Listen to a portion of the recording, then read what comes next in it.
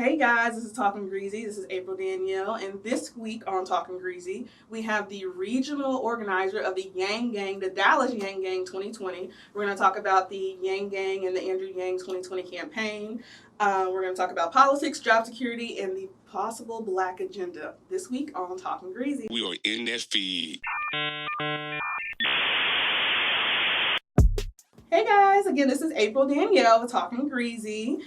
Today we have a different kind of show. We're doing a political show.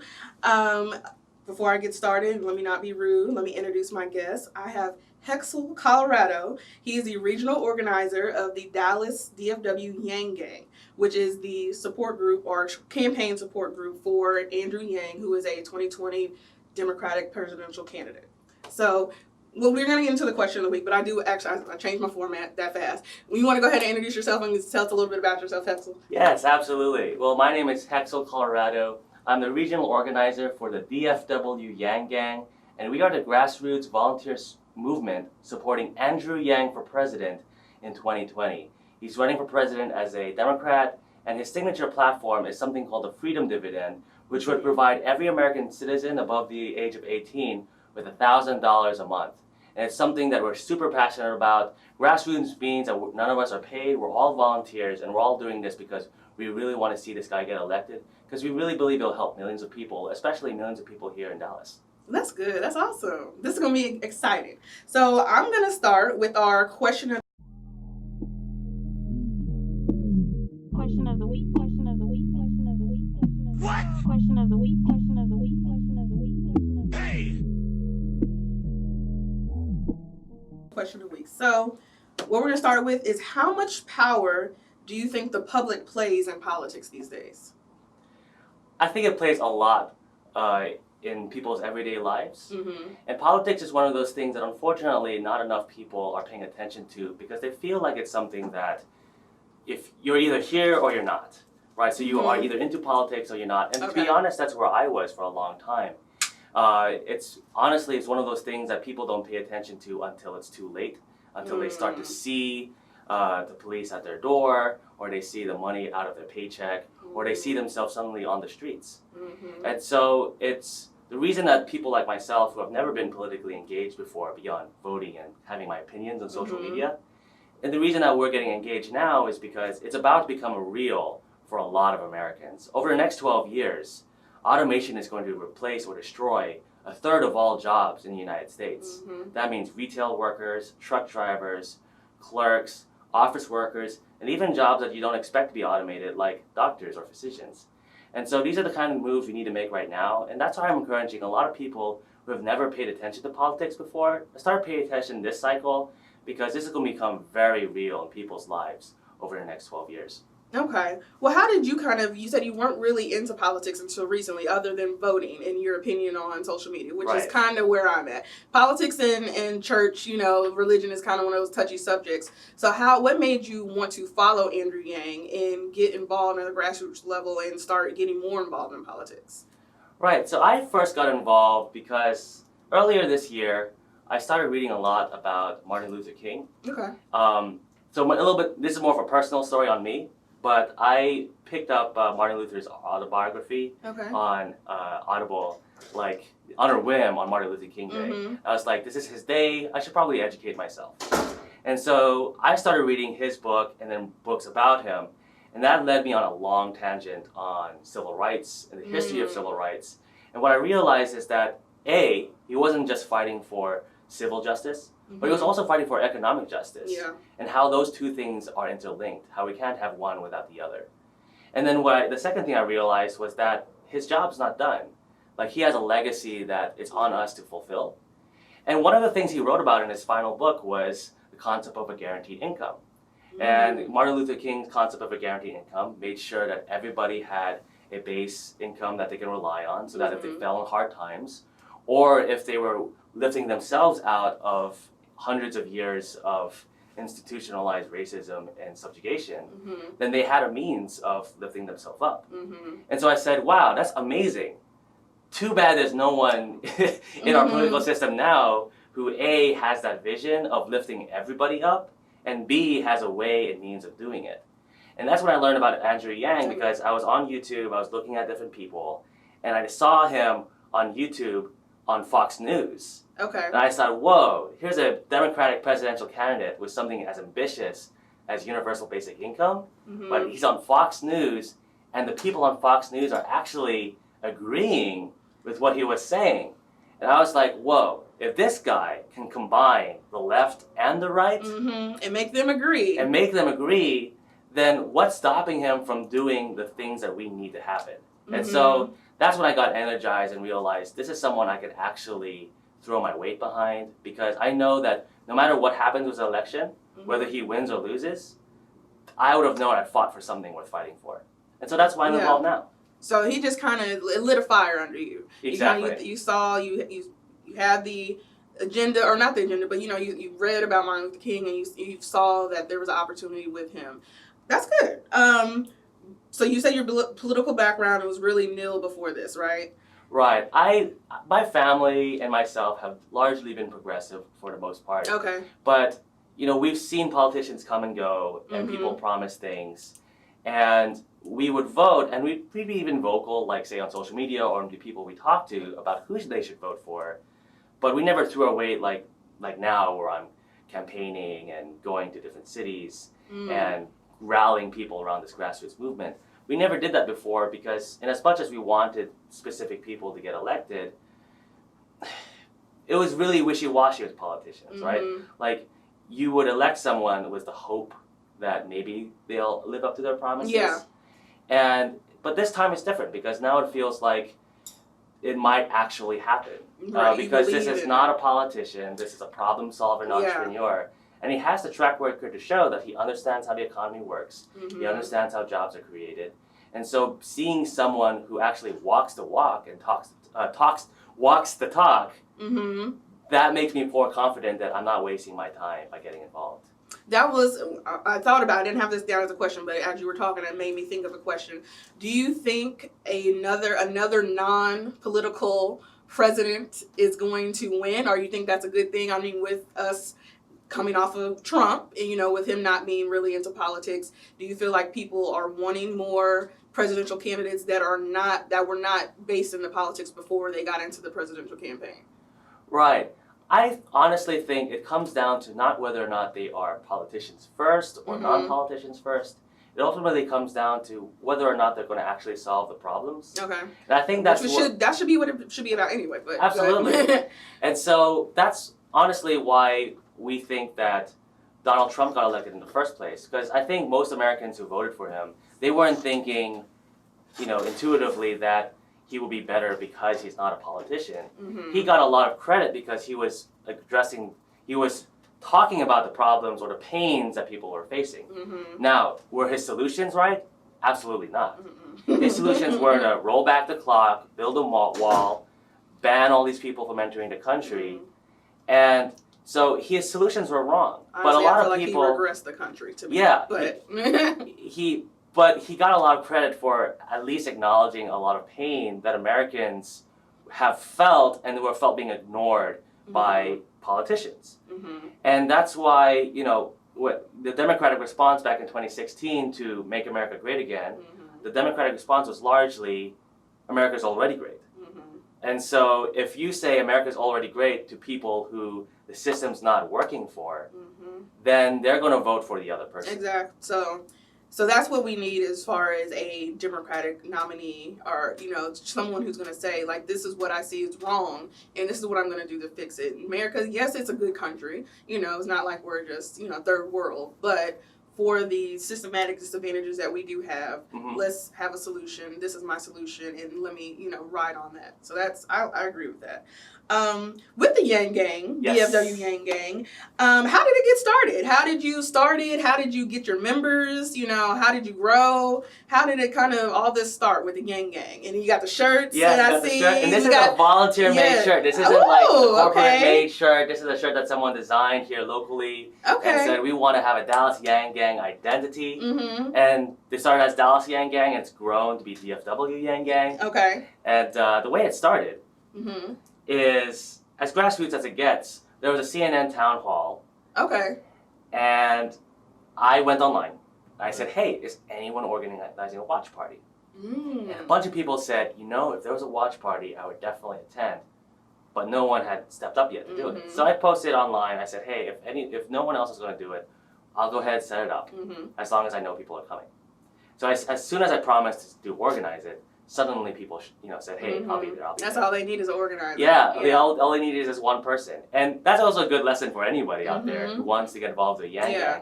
It just starts with one person. Yeah. And there's countless people who are ready to jump in, but they just need someone that they can take direction and follow. Yep. And so we started this watch party, and about 23 people showed up. 23 people I've never seen before. Oh, all strangers. All strangers. Okay. And we had this watch party. We had a TV, we had a sound system, we had little activities for them to do in between commercial breaks.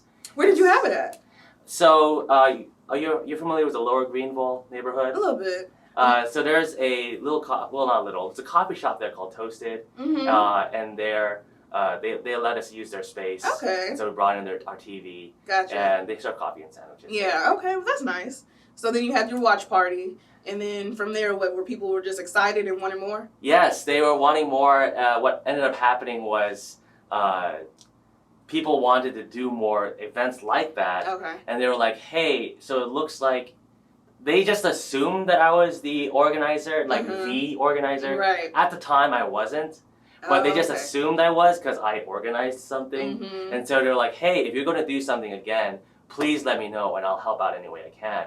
And then just from there, it was just a repeat of that. We just did another event and another event until 4 or 5 months later, we have a coffee social every Saturday at 10 a.m. It's at a place called La La Land Kind Cafe. Where's that at? It's in Lower Greenville as well. Lower Greenville, okay. Yeah. And so we have a coffee social at 10 a.m. and we also have one Fort Worth, Denton, Collin County, and Mansfield. We have 4 other Yang Gang meetups across the Metroplex. Okay. Meeting every week. Oh, and UTD, we've started going on to college campuses. And we've done sign walking downtown. And we have these workshops. And so we've become super active. And it's also super fun. Yeah. I like to say that the Yang Gang of all the campaigns has the most fun.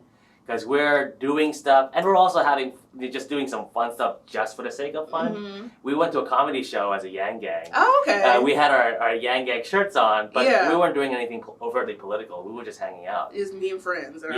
And so it's one of the most fun and enriching things I've done in a long time. Well, that's good. I like that. So how can people get involved with Yang Gang? Like if they wanted to join or they wanted to follow you guys, like where do they go? What do they look at for? Yeah, so the best thing to do is go to yang2020.com/volunteer. Okay. And if you fill out that form, one of us will be able to get in touch with you.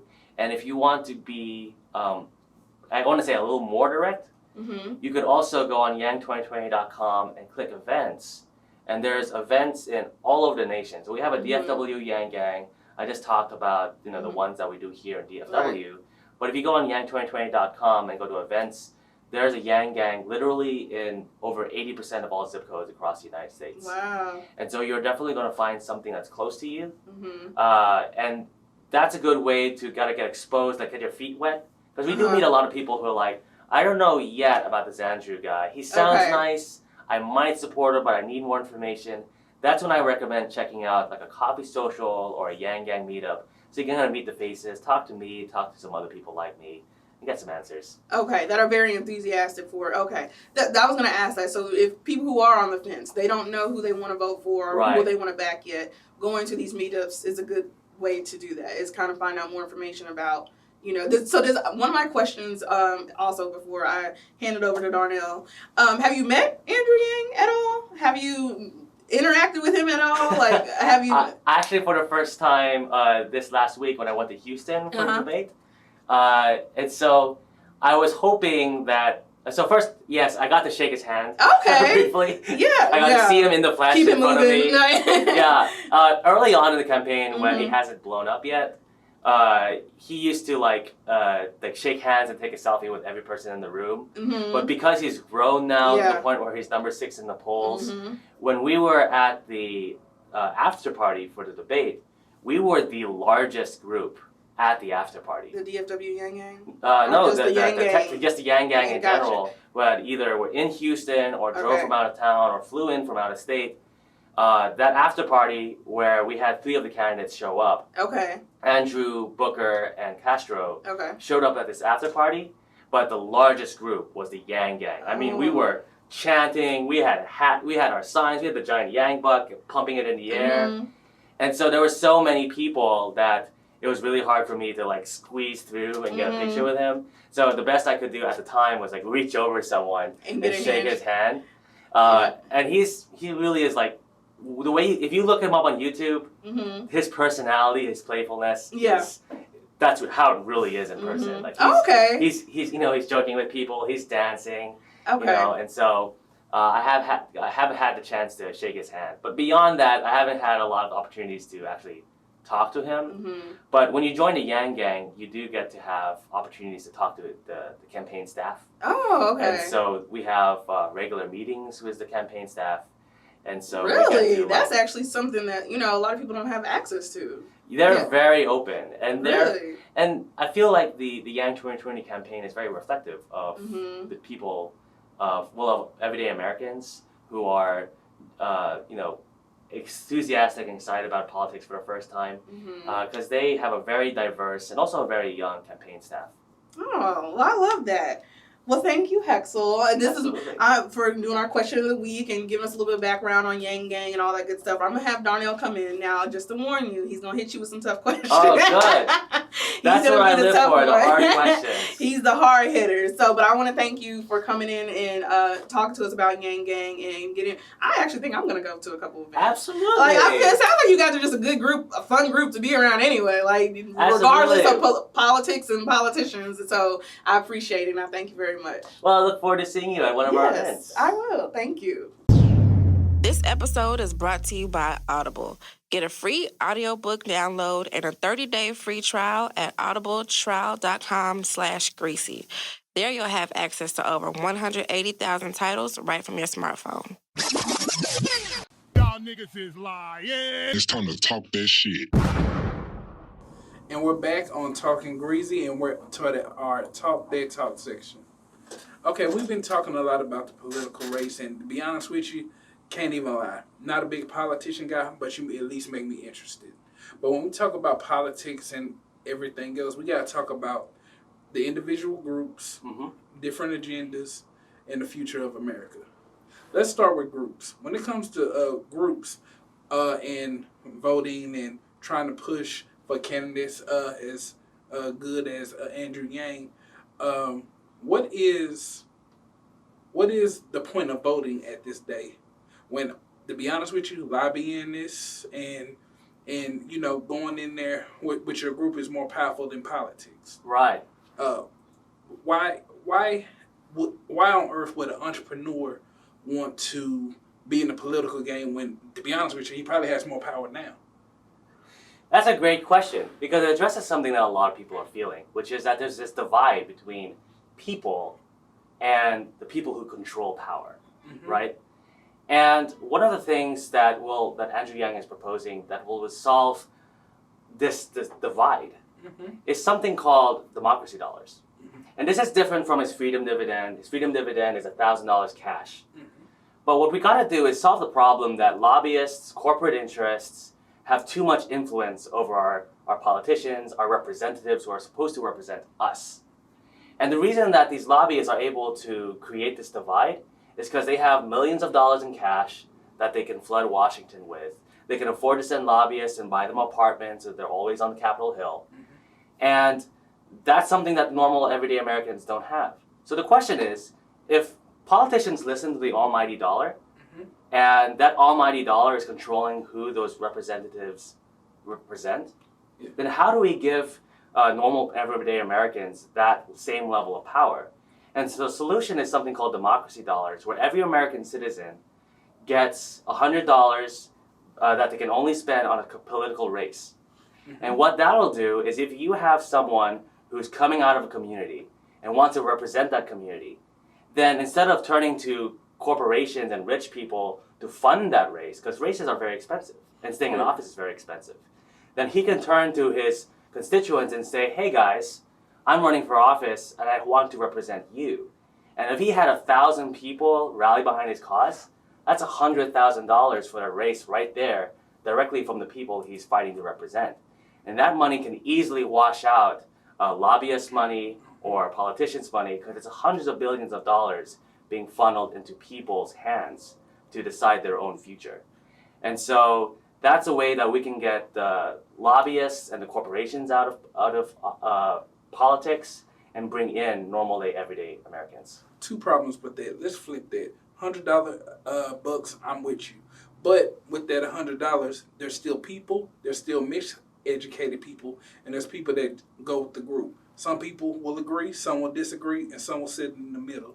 How can we say giving everybody 100 democracy bucks and playing into an already slighted system would help? So if I'm understanding the question correctly, that there are different people with different agendas and different interests. And so if I'm understanding the question correctly, you're asking how would democracy dollars reconcile the fact that people are divided with their own interests? Yes. Yeah, and so the democracy dollars is one of a large plethora of things that he wants to do for reforming democracy. In fact, Andrew Yang is the only top 10 candidate with an A+ rating from an organization called Equal Citizens. And Equal Citizens rates different candidates on their democracy reform platforms. So here's something that will address specifically what you're talking about, which is the different groups, different interests. Right now, there are no congressional term limits. And the reason that that's significant is because the re-election of an incumbent politician is at 90%. That means if a single group is successful in getting their representative into office, they can pretty much sit easy and just not do anything for rest of that person's tenure, because they know that once he's in, he's in. It's very hard to unseat that person, which means another group whose interests are being ignored, it's very hard to displace that. And so what congressional term limits would allow us to do is keep it rotating, where if there's this one group that has their interests, then they can elect that person if they can rally enough people. And then if this person wants to get their representative in, and because it's constantly flowing, where people are constantly having to pay attention to being elected and getting more people on their side, it incentivizes people to work together, because you don't get this stagnation where people just get into office and stay there. Again, you spoke about the unforgotten people, and I couldn't think of another group besides black people that fall into that category. A lot of our youth and men and a few of our young ladies are ex-criminals and ex-cons, and we're seeing voter blockage for them to get to the ballot. How are we going to get those type of people? How are we going to get those type of people voting and using these dollars and not being discriminated with this dollar and their vote? Right, so you addressed something that's really important, is that there are some specific issues that are disproportionately affecting the African American community. And so one of the things that we want to do for the African American community is, well, a lot of things. Number one, African Americans are disproportionately affected by draconian marijuana laws. Yes. And so they are, even though, whites, Hispanics, Asians, all demographics use it, African Americans are disproportionately incarcerated with harsher sentences. So the very first thing is legalize it. And so Andrew Yang wants to legalize marijuana completely nationwide. And he'll do it on April 20th, 420, so that he can high-five people on the way out. And so that's the first thing. It's just to pardon everybody who's in there for nonviolent offenses. And then the second thing that he wants to do is invest in historically black colleges and universities, because these are foundations of our society that lifts those communities up. And then the third thing is, three and a half things. There's one more thing after this, which is that this freedom dividend of $1,000 for everyone, even though it's paid out equally, it'll disproportionately affect communities of color, especially African Americans, because the situation right now is that studies project that the African American community, the net worth will drop to 0 by 2050. And you have to ask yourself, why is that going to happen? It's because when you look at all the jobs that are going to be automated away, a lot of those jobs are filled by communities of color, by African Americans, like retail jobs, public service jobs, clerical jobs. And so because they're already, put at a lower state than other communities, then when the automation and jobs hit, then studies show that net zero is going to go down to 0 by 2050. And so this freedom dividend would disproportionately lift that community up because it provides them more value and more things to rest on. 3 things. 1, you said Andrew Yang wants to give money to the HBCUs, which, thank you. I think that is a great idea, and I'm glad he thought about it. But problem, did you know that most HBCUs are white-run, and the people who get the most benefits out of that are black immigrants and not black Americans? I would have to admit I did not know that. Okay. Well, hey, there you go. We're all learning. Second, and we're going to talk about this more in the job section of this conversation. Since all the black people will slowly but surely around 2050 lose their jobs to a dividend, and this $1,000 might be the sole reason that a lot of black households are even standing, what will the black community do to uplift themselves as far as economically? Because, again, with the I seen this a little bit in the Asian community, and I definitely seen this in the Indian community. They got all these benefits and resources as far as money, land, and free education and medicine, but yet it had a reverse effect and almost crippled them because they were dependent on the government handout. They couldn't sustain themselves, and some of them have even went to suicide, alcoholism, and had to sell their land to casinos. So what will be different for the black community if this is the sole thing keeping us alive in 2050? Right. So first thing is, if you haven't noticed from the video, I'm not black. I'm an Asian American. I was born here in Dallas. I'm Baylor University Medical Center baby. And so I won't pretend to be able to speak for what the black community would do. But I will say this, that there's a lot of things that we need to do for our communities of color and for African Americans because it's just right. It's only fair. Definitely. Because we have had hundreds of years of not just slavery, but segregation, of Jim Crow laws.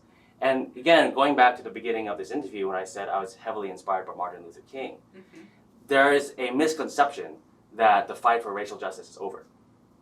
And so the freedom dividend is not the sole thing that we can do for these communities.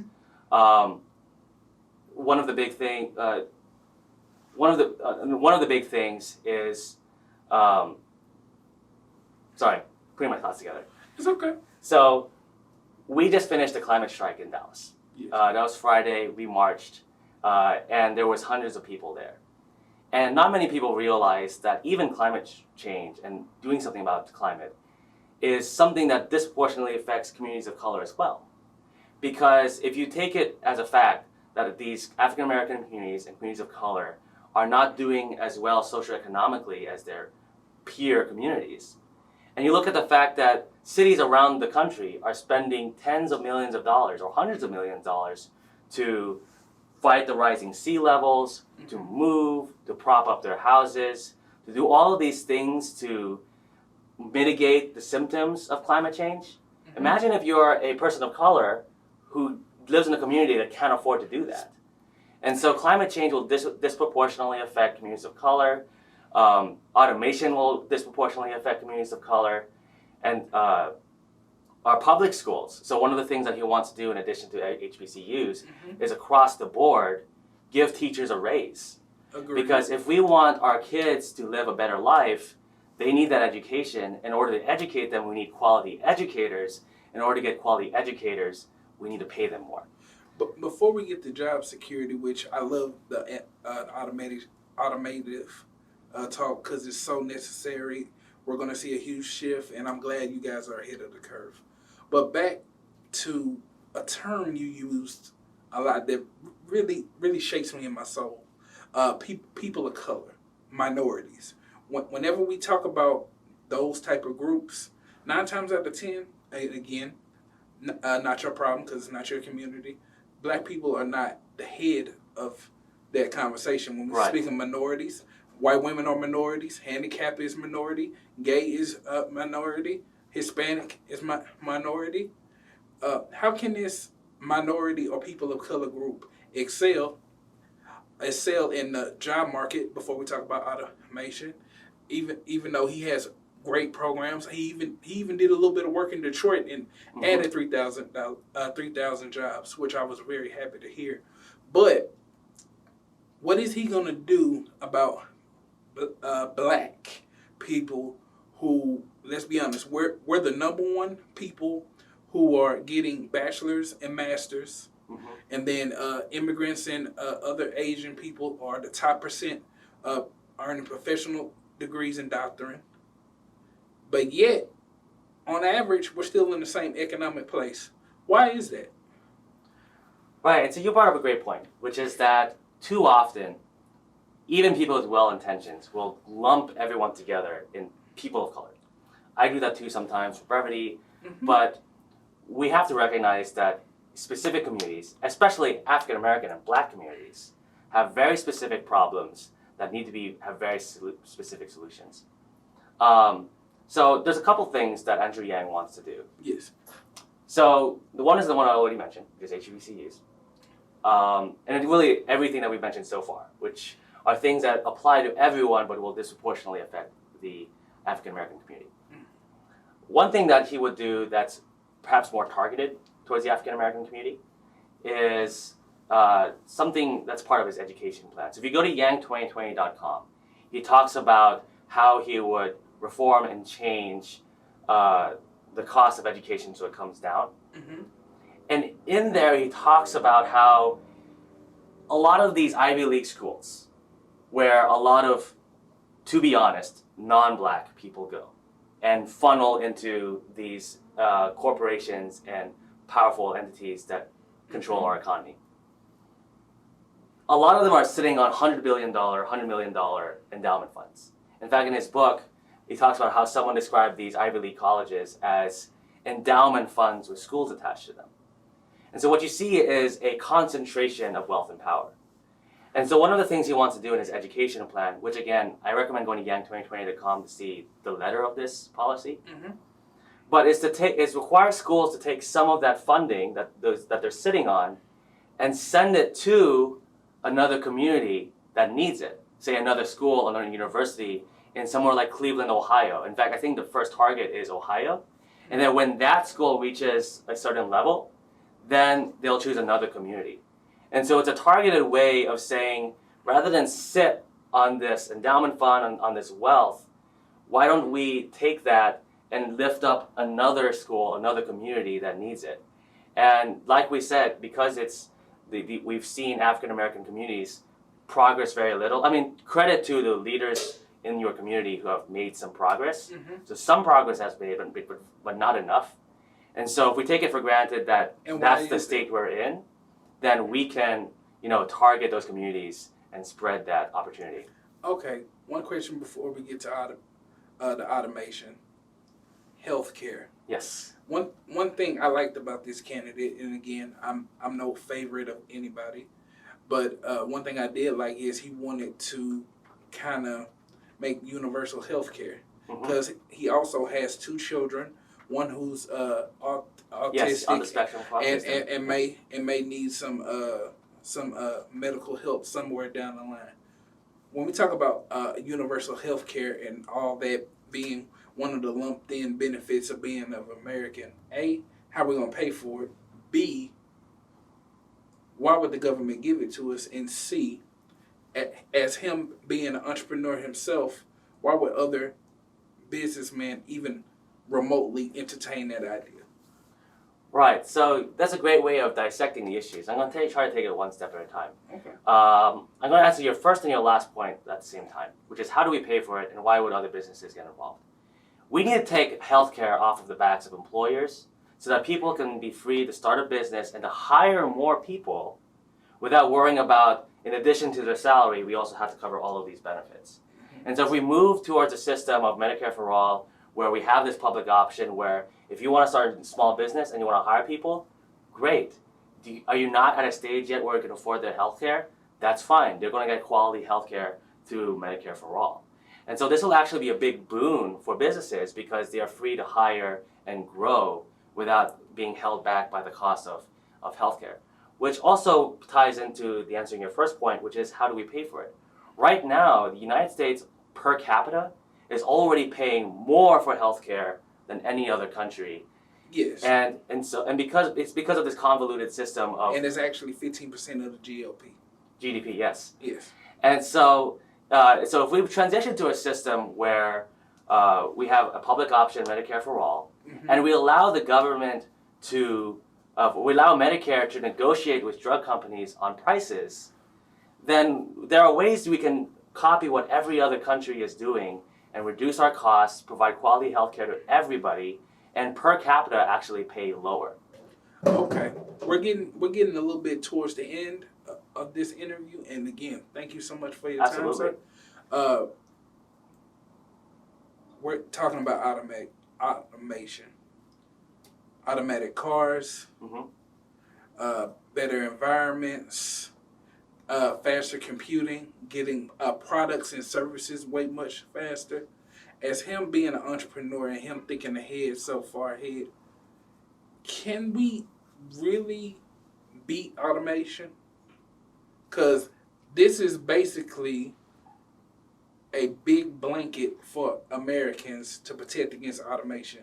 But how realistic is it to have that in place when this will probably cancel out 85% of businesses today? Right.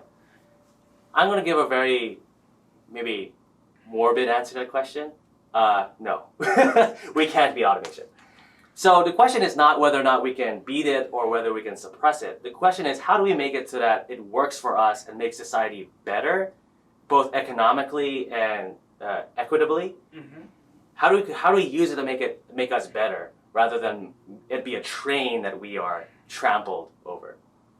And so one of the big ways is we implement something like a value-added tax that will give us a slice of all these automated industries, every Amazon purchase, every Uber mile, and that would help fund the freedom dividend. And then the freedom dividend would in turn be used to start new businesses. And the way it starts new businesses is people always ask me, like, how does it happen? How does just giving people money? Because it hits both sides. It hits the supply side where people, if you wanted to start a bakery, and there's still a demand for human-made products. Okay. You could do that. In addition to hitting the supply side where people have a means and incentive to start something new, like a podcast or the arts, or tutoring, which can't be automated away. You also have the other side where the demand side is fulfilled, where people actually have money to purchase the services that you're taking a risk on. Well, actually, I hate to interrupt you, sir. How are we going to do that with we're not the number one country as far as education goes, so we'll have all these work. Matter of fact, we can't even fill up most of our skilled work now in 2019. Yes. This is a very good point. And then also, with that on top of that, we normally, there's barrier to getting education, training, and facilitating all this now. Like even with us being black people and then Asians being more of the top echelon of education, they're still getting loans. They're still entrapped with that. How can we really say we're going to make a market for those type of people and people who once they lose their job won't probably be in their 40s, 50s and won't be able to adjust to the market? You addressed something really, really important. And so there's two answers to this. One's super politician-y, so I'm not going to dwell on it too long. But there's something else that the other one is not very politician-y. In fact, it's so unpolitician-y that no one else is talking about this. So the first part is enriching our current education system. Like I said, give teachers a raise, invest in colleges. And that's great. And we're going to do that. But, and then also starting to get into the second territory, which is that teach life skills in public education, like how to balance the books, how to file your taxes, how to apply for a loan. All of these life skills that they don't teach you right now, but when you become an adult, you'll actually need.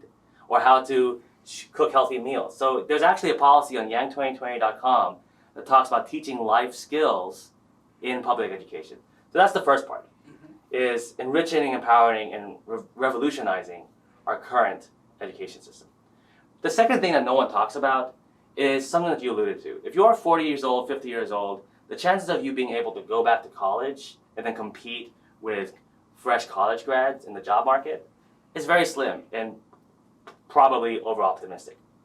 And so one thing that Andrew Yang wants to do differently is that in addition to propping up traditional education, propping up trade schools, vocational training, because that's something a 40-year-old or a 50-year-old can excel at. In fact, they may be even better because they have some decades of experience to back that very specific, very focused training on. And if you compare the education system of the United States to other countries like Germany, in the United States, trade and vocational training is like in the single digits, 5 maybe to 10%. But in Germany, it's upwards of, and you don't quote me on this, definitely Google it and look it up if you're interested. About 30 to 40% of Germans are in some type of craft, vocational, journeyman program that's not traditional college. And so by creating a system that encourages people not just to go to college, but to try alternative avenues that will work for them, it accomplishes multiple things. That allows the 40, 50-year-old who's displaced to find new education. It provides a more affordable alternative to 4 years to someone like, say, a black mom who has to take care of her kids but wants to go to school, but her social economic situation can't afford her 4 years of her life to get a degree. But she can take a trade school for 1 semester and start working right away.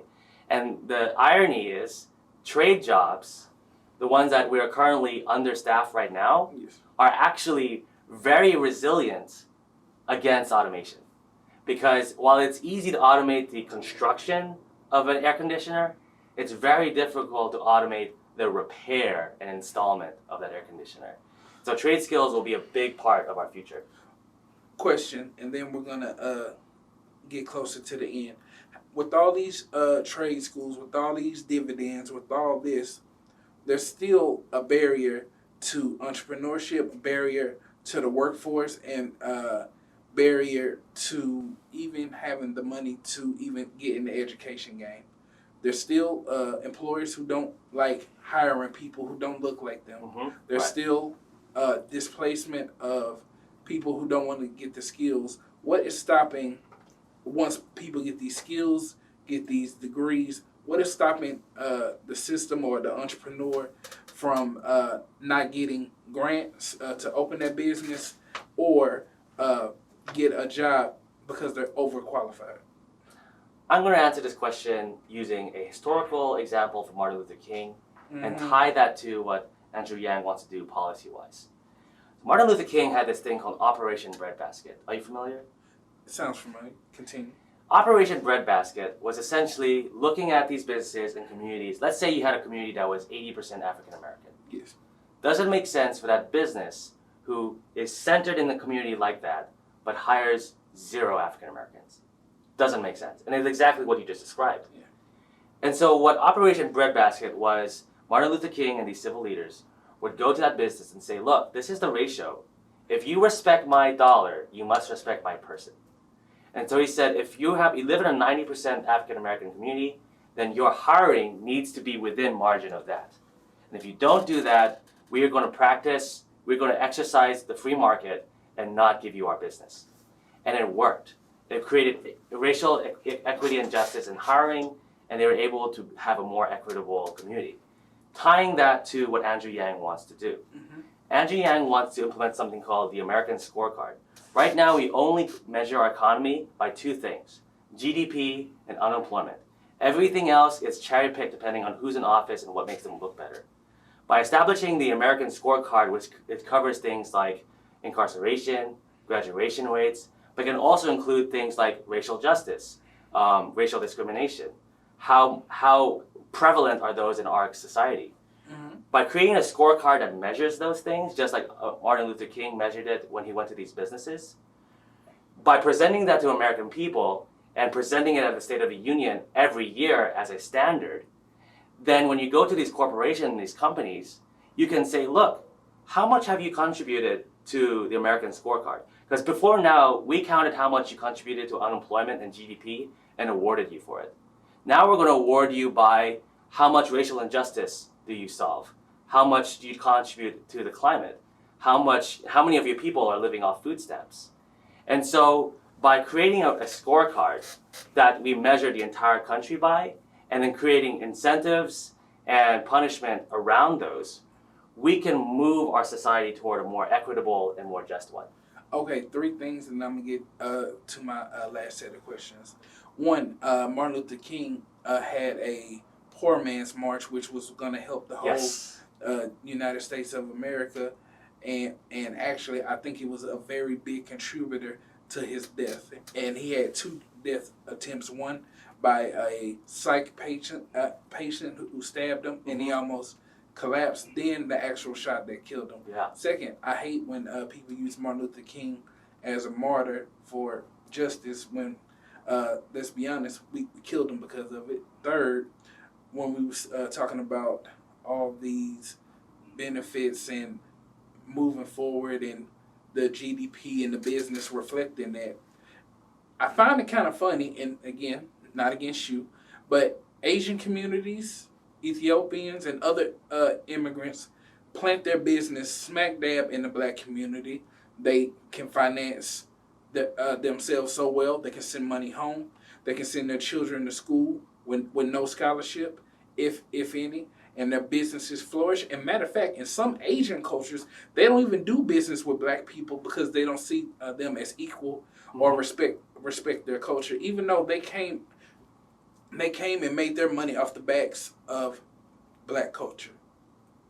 So I kind of find that kind of funny how we're gonna tax businesses for their injustices or not having enough black staff when they're smack dab in our communities. And also, I haven't seen that work over the years, because even in corporate America, they'll just get enough for a safe number, and then as soon as they get tired of them or they feel uncomfortable around them, they just get rid of their whole black staff and try again. So I don't see too much protection in that area. Right. There's a couple things I really appreciate about what you talked about. One is the martyrdom and essentially the deification of Martin Luther King. There's a book called The Seminarian, where the author interviewed his classmates from from seminary, essentially, the theological school. And one of the things that his classmates didn't appreciate was how, when they built his monument, they chose, it's a beautiful monument, right? But they chose a stance that made him look like Superman, essentially.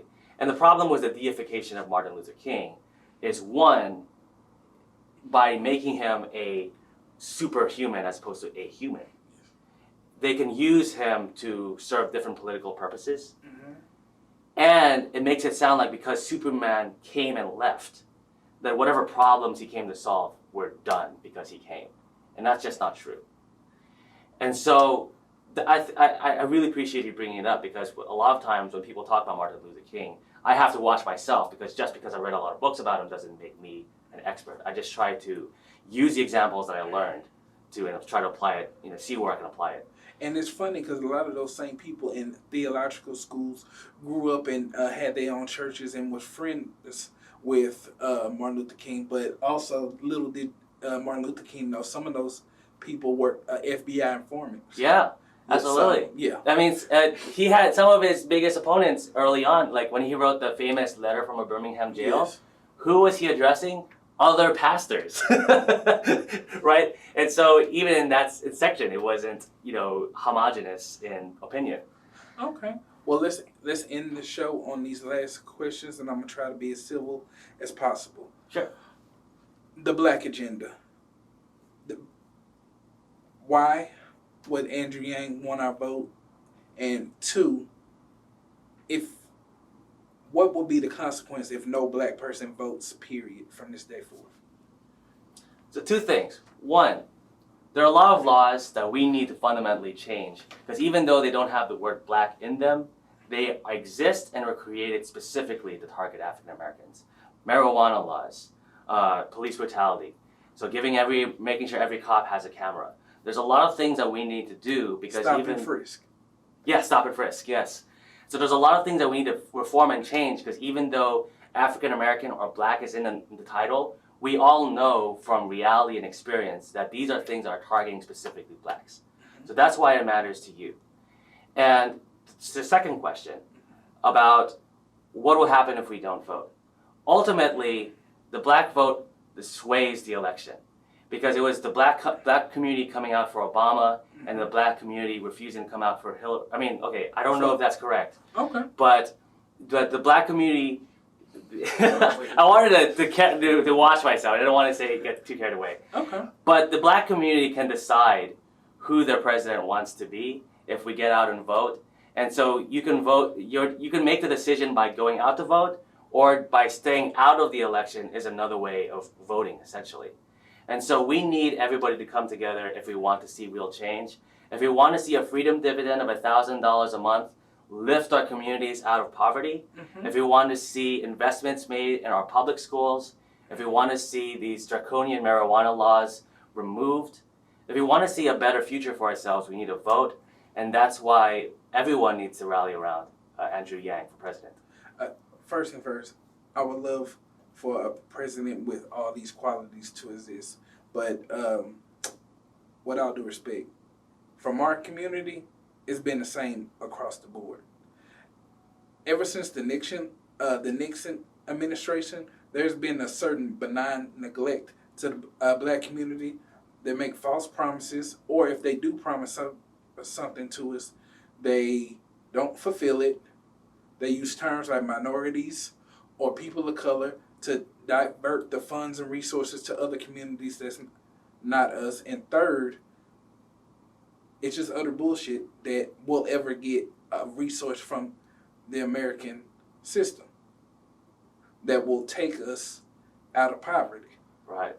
Because every democracy or capitalist society has a slave class. And who's been the slave class for the past 400 years? Right.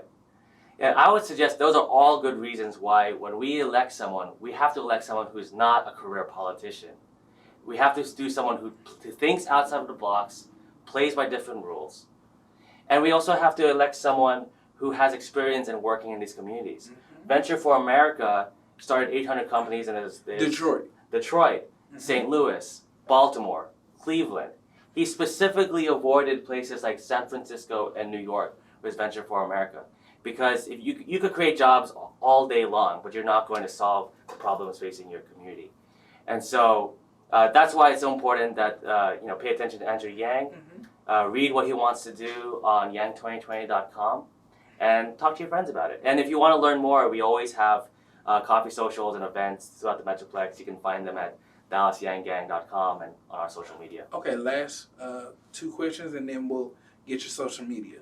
When we talk about Andrew Yang and the whole next step and the black community, us as a nation together. Yes. And all that togetherness. What does Andrew Yang think about reparations for black people? Again, we should have started with this because this is a big one. Okay. Right, well, we'll end on a high note. Yes. So here's what Andrew Yang his official stance on reparations. He is for it. He believes it's morally required that we need to do it. Anyone who says that there's no moral justification for reparations is wrong. So the question is, okay, there's 2 more questions. 1, how much? And 2, how do we get there? So the question of how much, if you were to try to quantify how much every other community owes to the black community, it's in the multiple trillions of dollars. We basically owe them everything because it literally, the slavery was the foundation of our current institutions, right? And so if the country was built on the back of slaves, then we literally owe them everything. And so it's going to be very hard to quantify an amount that you can give them that will do it justice. So when you try to say, okay, how do you figure that amount and how do you get there? So the first step, and again, this is not reparations, but the first step is the freedom dividend, so that it raises all boats, so we get to we at least get the perception of a level playing field. Mm-hmm. And then once you're there, you can look at those communities, every community, and say, okay, now that we've got the freedom dividend of $1,000 for everyone, where are people still, not brought up to the just level that they need to be? Mm-hmm. And that you can easily quantify. Because it's hard to quantify how much we owe, because ultimately we owe everything. So naturally, it'll be impossible to convince other politicians to give everything. You're probably more likely to convince politicians to give the just shortfall plus some. So in order to calculate that just shortfall, you start with a freedom dividend that supports everyone, and after that's in place, then you can see, this is how much we need to give the Black community, because even after helping everyone, this is how much we still owe them. So it's able to quantify how much we need, and because we can put a finger on how much we need, we can actually make it happen. Two things wrong. I have a problem with what you said, and then we're going to end the show. I have a problem with that because, again, great thinking, progressive thinking, but I keep hearing you say everyone. Mm-hmm. Everyone can get a piece of the pie, but when it's time for the Black community to get something, we have to think about it. I see what you're saying. Yeah, there's a trepidation. And the reason I almost even entertained Andrew Yang was because it was so progressive, it was so insightful, it was so forward thinking. Right. But my group was still left out in the cold, as usual. Again, I don't want a everybody solution. I want a us a solution. And out of your own mouth, if everybody owes us, and we're talking about the future of America, and you said, literally, if we had to gauge it, literally might have to owe literally everything to the Black community. Right. Logically, why would a candidate like Andrew Yang or anybody, or even the U.S. government, even entertain the idea? Right. And so, I'll keep it short because I know you're trying to wrap it up. Mm-hmm. If I were a politician, it would be very easy for me to say, let's give $5,000 or $12,000 a year specifically to the Black community. And so if I were a politician, I could make up a promise specifically to the Black community. And will it happen? Well, history has shown that politicians can promise that, but then reality comes in. And you brought up a good point, though, which is that we tend to treat African-American concerns, Black concerns, as a secondary issue. And so how do we provide a solution for you that fulfills some level of promise, but is actually practical? And unfortunately, I can't offer a whole lot other than do the freedom dividend first and then count what's left. But remember, everyone includes the African-American community. So African-American community will get their $12,000 a year, and it will disproportionately advance them. Because if you're rich, $1,000 does nothing for you. But if you're poor, which is what a lot of Blacks face every day, they will have immensely more value from $1,000 a month than people who don't need it. And so that's why right out of the gate, African-American communities, Black communities will benefit from this. And then after they've received all of those benefits, then it's easier to have a conversation. Because then we get rid of this excuse that says, white politicians saying, hey, why are you giving it to them? What about us? Well, A, you've already gotten a lot. But by B, we kill that excuse with the freedom dividend. Freedom dividend says, you already are getting $1,000 a month. This is not about a giveaway. This is about what's doing right. And we can easily ask that question and make it happen once the freedom dividend's in place. Sir, I would like to thank you for your time. Thank you for having me. I would like for you to drop all your social media, and I would like to close. Great. So if you want to learn more about Andrew Yang, the best place to go is yang2020.com. He has over 110 policies ranging from immigration to climate change to education to foreign policy. You can learn more about how he will pay for his freedom dividend of $1,000 a month for every American citizen above the age of 18. And that's where you want to go to learn more about Andrew. If you want to learn more about the DFW Yang Gang, you can find us at DallasYangGang.com. We are DFW for Yang on Facebook, Instagram, and Twitter. You can also email us at dallasforyang@gmail.com, and you can find all my contact information online as well. If you don't live in DFW, you can go to yang2020.com and click events, and I'll show you events all over the nation, and you can hook up with your Yang Gang locally. So my name is Hexel Colorado, and I've been here representing the DFW Yang Gang. And this your boy Darnell on Talking Greasy. I would like to let you know, if you'd like to be a guest on the show, hit us up at talkingreasy@gmail.com. Also, if you'd like to advertise on the show, reach out to us at talkingreasy@gmail.com. We're on Facebook, Twitter, Instagram, YouTube, Apple Podcasts, TuneIn app, and so much more. Also, if you'd like to follow me personally, reach me at Darnell Does It on Snapchat, Instagram, and Twitter. Because it isn't easy talking greasy, and America is in trouble. Fresh out the bed. Can up the dead. Fresh out the bed.